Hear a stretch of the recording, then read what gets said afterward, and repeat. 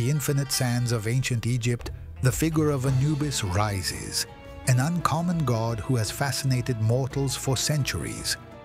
Amid the golden dunes and the heat that distorts the horizon, his presence is associated with the transit between life and death, with funerals and the protection of tombs and the deceased. Since time immemorial, the inhabitants of the Nile Valley have felt curiosity and even a certain veneration for the creatures that prowl the border between civilization and nothingness. Jackals, dogs, and other canids that, when night falls, wander around solitary necropolises. This wild background, mixed with spiritual beliefs, gave rise to a powerful divine image. But who is this canine-headed god who appears in tomb paintings and sacred texts? Anubis, whose figure is associated with the black color of regeneration and fertility, seems to emerge from the sand itself to protect the deceased on their journey to the afterlife. Unlike other Egyptian gods whose deeds are recounted in abundant myths, Anubis appears and disappears in a subtle and almost silent manner. Legends barely show him as a secondary actor in large-scale plots, but at the same time his enormous popularity in Egypt's everyday religiosity is undeniable. This apparent contradiction between his scarce presence in the main myths and his real importance is explained if we consider the evolution of funerary beliefs throughout history. Anubis is, in essence, a protector. He is attributed several competencies. He guards tombs, watches over the souls of the dead, and above all, plays a crucial role in mummification. That ritual process which in the Egyptian mentality was not just a method of physical preservation, but a powerful ceremony of rebirth for the deceased. To understand the magnitude of Anubis, it is necessary to go back to the stories surrounding his origin, his genealogy, and his interventions in the divine struggles that, over time, defined the kingdom of the dead. In the Egyptian pantheon, family lines are not always clear. Relationships between gods can vary from one city to another and from one era to another. Anubis is no exception. Some traditions proclaim him the son of Osiris and Isis, the most venerated divine couple, largely responsible for the funerary cult. Other sources, however, assure that Anubis was born from the secret relationship between Osiris and Nephthys, Isis's sister and Set's wife, the unpredictable god of chaos and the desert. The lack of uniformity in Anubis's genealogy fits with his elusive nature. There are versions that even present Ra, the solar god, as a possible father. This genealogical chaos reflects the way different Egyptian cities absorbed the cult of Anubis and adapted it to their own traditions. In any case, throughout the centuries, the version that gained the most acceptance was the one in which Nephthys, after the furtive union with Osiris, conceived Anubis and hid him from Set, fearful that the violent god would decide to end the newborn's life. Isis, upon discovering the existence of a son who was not hers, but who shared her husband Osiris's blood, adopted him without hesitation. Under her protection, Anubis not only survived Set's fury, but became integrated into the great Osirian family. This story of love and protection is what largely sustained the link between Anubis and funerary rituals, since Isis and Nephthys represented from very early on piety and constancy in caring for the dead, and Osiris would become, over time, the sovereign of the beyond. Although various accounts place his arrival differently, the central idea is that Anubis's birth posed a threat to Set. The latter, upon learning that a new offspring of Osiris existed, feared that in the future that child could dispute his power. Nephthys, to avoid her husband's attack, took little Anubis to the desert and left him in a remote place, without telling anyone exactly where. Having a son born from infidelity with Osiris represented an immense risk to her, as Set was not a god who forgave easily. In parallel, Isis also discovered the truth. She knew that this creature shared the same divine blood as her son, Horus, and in a burst of compassion, decided to rescue him. Thus, with the help of a pack of dogs that had sensed the baby's presence, she managed to track the newborn among the dunes. It was an arduous mission. It is said that in the middle of that sea of sand, Isis had to protect herself from the burning daytime temperatures and the penetrating cold of the night. However, she finally achieved her objective and found the baby, wrapped in a halo of crying and danger. It was thus that Anubis became a formal part of Osiris's family, growing up with Isis's blessing and the tacit acceptance of a father who, although ignorant of how far Set's resentment reached, considered him another son. In the relative peace of this home, Anubis developed his vigilant character and his loyalty to the family.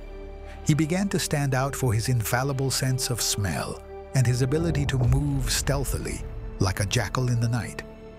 From very early on, he showed a fascination with transition rituals and showed special affinity for protecting the most vulnerable. This god's destiny was already beginning to forge.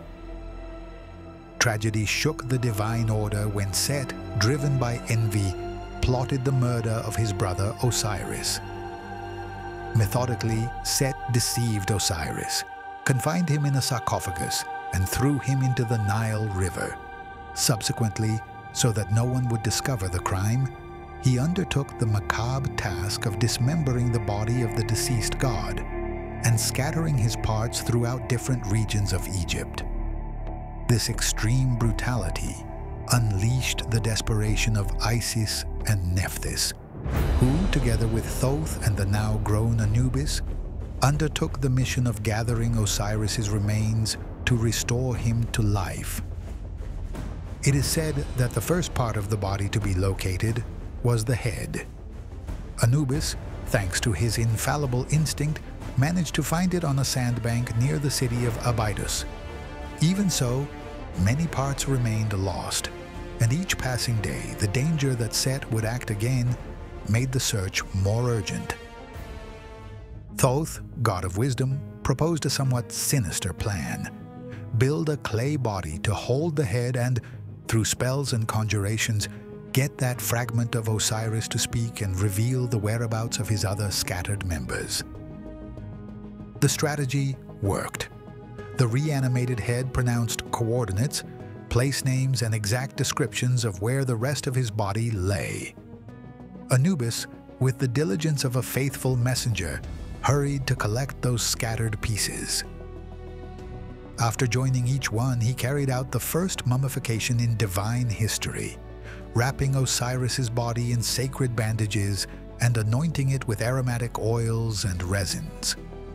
Thus, Osiris, with Isis's magic, miraculously recovered life. Anubis's role was essential. He became the guardian of his father's corpse, ensuring that no act of profanation would ever separate him from existence again. With Osiris already mummified and resurrected, his re-entry into the divine sphere was not simple. Set, twisted in his resentment, continued trying to annihilate him. Osiris's family designated Anubis and a group of sentinels to watch over the body, since, although Osiris had obtained a certain form of life, he ran the risk of suffering constant attacks. The greatest challenge was that Set, a master of cunning, could adopt deceptive appearances. Legend tells that, in one of the assaults, Set impersonated Anubis himself. He precisely repeated his movements and mannerisms, presenting himself before the guards with an identical mask. Thanks to this, he managed to infiltrate all the way to the very chamber where Osiris lay, protected by unguents and sealed in a ritual coffin.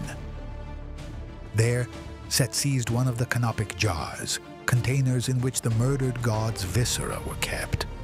This vessel was of vital importance, as it was believed that Osiris's spiritual essence was partially linked to those organs. Without losing time, Set fled to the desert, intending to frustrate Osiris's future reintegration and to extirpate the hope of divine resurrection. When Anubis discovered what had happened, he felt the affront in his own flesh. Someone had used his name and appearance to profane what he had promised to defend. Together with Horus, the young son of Osiris and Isis, he undertook an implacable pursuit to capture the perpetrator of such nefarious trickery. For several days, both gods tracked footprints in the sand, guided by the determination to recover the jar that contained Osiris's entrails. Finally, Horus and Anubis caught up with Set in a distant valley beyond the borders of cultivated Egypt. There, an intense combat was fought. Tradition tells that the roars of the wind and the rumbling of rocks breaking resonated throughout the desert, as if the earth itself trembled before the clash of divine forces. Set, finding himself surrounded, fought with superhuman ferocity, trying to protect the stolen relic. However, the united tenacity of Horus and Anubis was superior, and they managed to subdue him. After capturing the traitor, they took him to appear before the tribunal headed by Ra, the great solar god, recognized for dispensing supreme justice. Set was declared guilty of sacrilege and murder, and his sentence was imposed without contemplation. Even so, in a last stratagem, Set escaped once more, dragging with him Osiris's precious entrails. He took refuge in some remote zone where chaos reigned without laws or order. Horus, enraged, tracked him again, driven by filial duty and a profound sense of justice. This time, the recovery of the jar had a definitive outcome. After finding Set again, Horus seized Osiris's remains and hid them in a special sanctuary, sealed by magic and crowned by a sacred hill. It was said that a giant serpent was left in charge of guarding the place. Anubis, eager to culminate the revenge, awaited Set's return, who did not delay in stalking the sanctuary. Transformed into a leopard, Set tried to sneak in furtively, but Anubis stood implacable as his final guardian. The clash was tremendous. In the end, Anubis defeated the usurper, tore off his spotted skin, flayed him alive, and castrated him, giving him a dreadful death worthy of all the crimes he had committed. Although it seemed that Set had been eliminated forever, chaos never completely extinguishes. Sometime later, rumors arose that Set had reincarnated in another form, not necessarily malignant, but as a god of bovine or ram appearance, kinder than his predecessor. This new incarnation would be called Bata, and curiously would be described as Anubis's younger brother, which introduced an unexpected twist in the family narrative. In those early days of history, it is told that Anubis possessed an extensive agricultural estate and large herds of cattle, while Bata, his younger brother, was the one who dedicated himself to tilling the land and carefully tending the cows. Under Bata's supervision, the cattle became exceptional. The cows produced abundant, excellent quality milk, and the fields flourished with generous harvests. The life of the two brothers passed in harmony, at least until Anubis's wife, attracted by Bata's strength and youth, decided to seduce him. Bata, faithful to his brother, rejected the woman's insinuations without hesitation. However, the wife, to cover up her deception, accused Bata of having tried to abuse her. This lie unleashed Anubis's fury, who, blinded by rage and without listening to explanations, ran after his brother with the intention of killing him. The family drama exploded, and Bata, desperate, began to flee. Thanks to the intervention of the god Ra, he managed to escape death. Thus, the bonds between Anubis and Bata were broken by the poison of calumny. The next day, with spirits less inflamed, the brothers had the opportunity to dialogue. The truth came to light.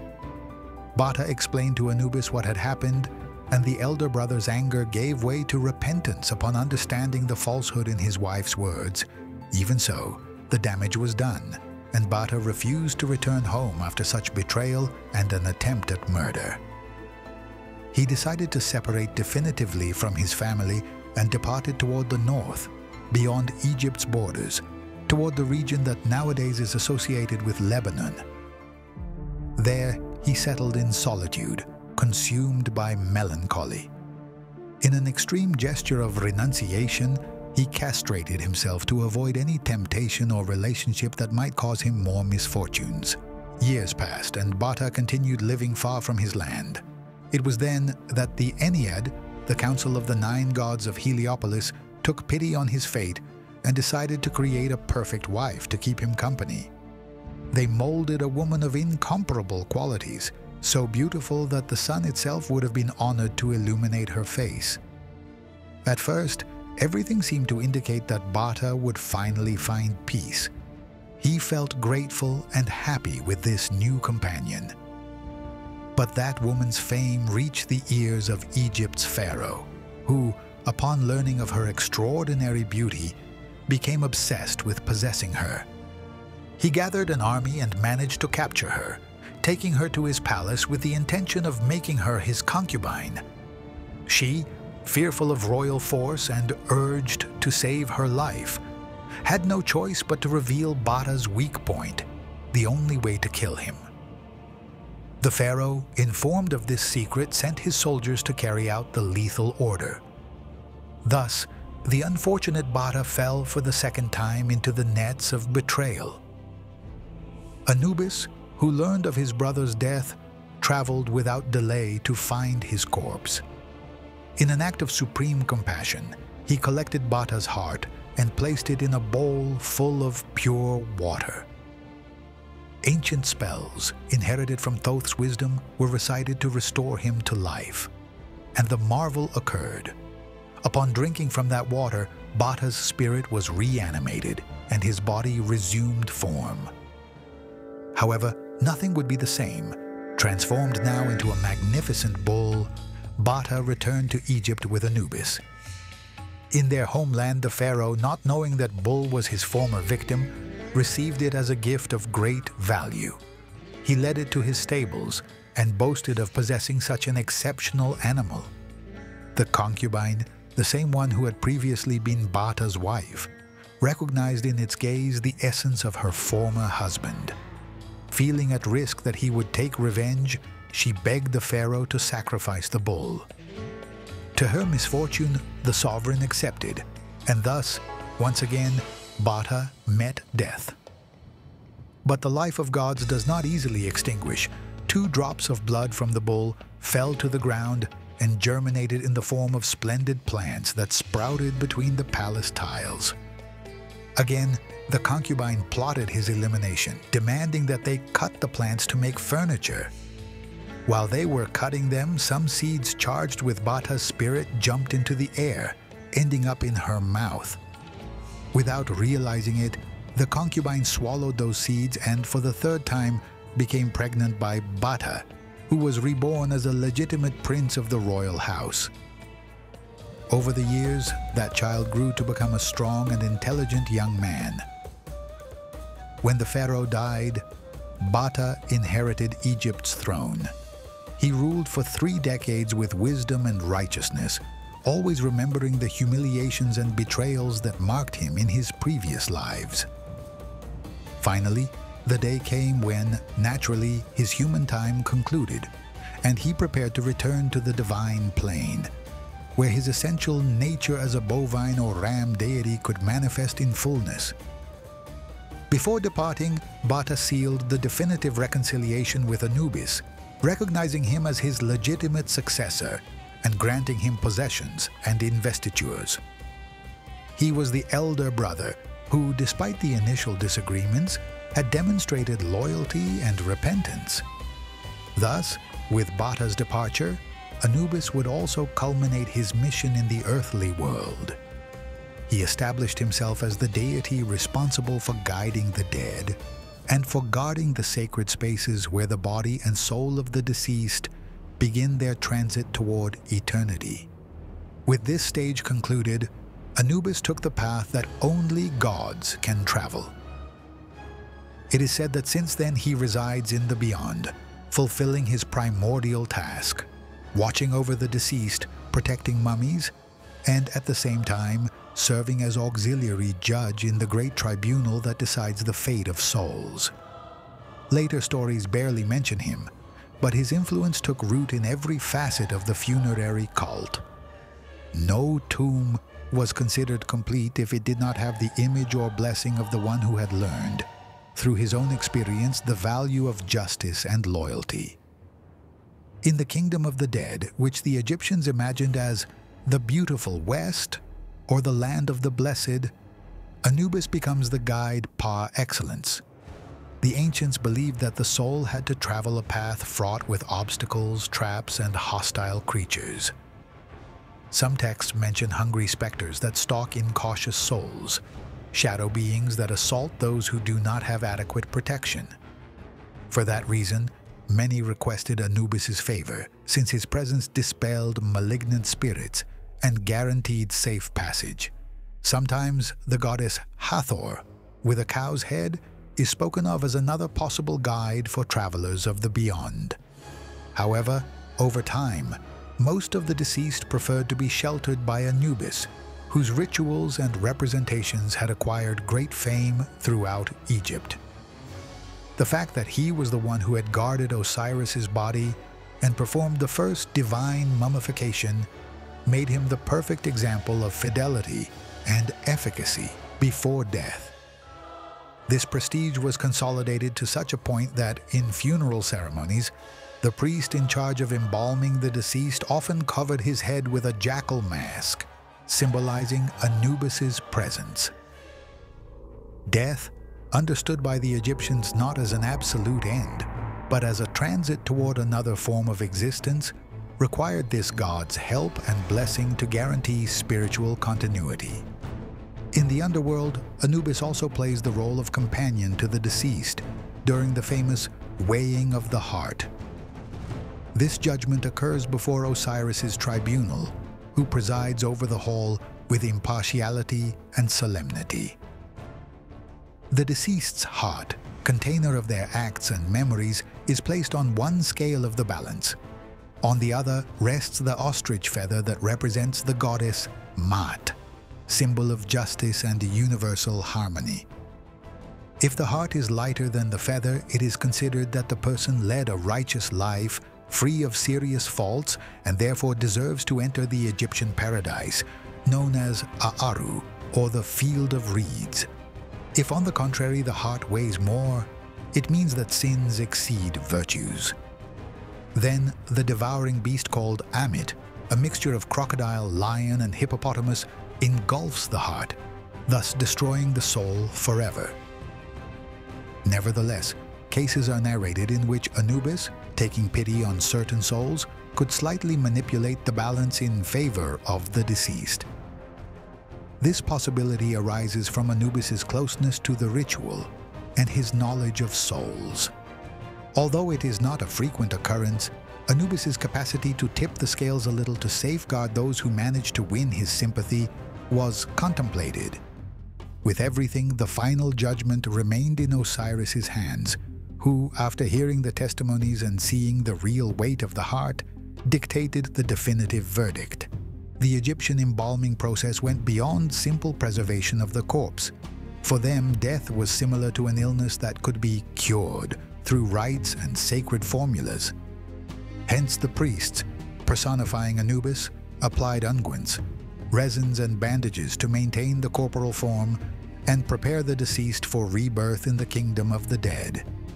This ritual was based on the idea that, by surrounding the body with care, the soul's survival was favored. Even the heart had to remain protected, since it was the seat of conscience and morality. In certain ceremonies, the symbolic opening of the mouth and ears was carried out, so that upon awakening in the beyond, the deceased could speak, see, hear, and breathe. It was believed that Anubis helped in these procedures, restoring sensory capacities and even making the heart beat again in the spiritual realm. It is not surprising then that Anubis is recognized as Lord of the Necropolis and he who presides over embalming. In statues, reliefs, and papyri, he is represented with a human body and a black canid head, associated with the fertility of the Nile's dark earth and the regeneration of flesh. His role was that of a divine physician, a guardian who, instead of stealing bodies from tombs, defended them and returned them to a new form of existence. Throughout Egyptian history, Anubis received many names and honorific titles. He was called Impu or Anpu in the most ancient hieroglyphic texts, terms that could be related to the root that designated dogs and jackals. Other epithets are he who is on his mountain, alluding to the hills that border the Nile valleys, where jackals lurked, or Lord of Secrets, in recognition of his mastery of rituals and occult arts. He was also called He who counts hearts, because in the final judgment, it is he who weighs the hearts of the deceased and records their actions. In some passages, his presence is mentioned as guardian of the underworld's gates. The enormous variety of titles reflects the breadth of competencies that Anubis was acquiring or assimilating. As the cult of Osiris expanded, Anubis integrated into the myths and ceremonies of the Osirian family, being accepted as a funerary god of primary importance. It is paradoxical that despite having so many names and representations, there are relatively few accounts where he embodies a central role. However, it is no less true that his image as protector and guide of souls became so deeply rooted that, for centuries, in almost any tomb or funerary rite, some illusion or image of him appeared. Different cities erected sanctuaries where he was worshipped, notably the region that the Greeks would call Sinopolis, that is, the city of the dog. Over time, Egypt was conquered by foreign powers, first the Assyrians and Persians, then Alexander the Great and the Ptolemaic dynasty, and finally the Romans. However, the cult of Anubis persisted, adopting syncretic adaptations.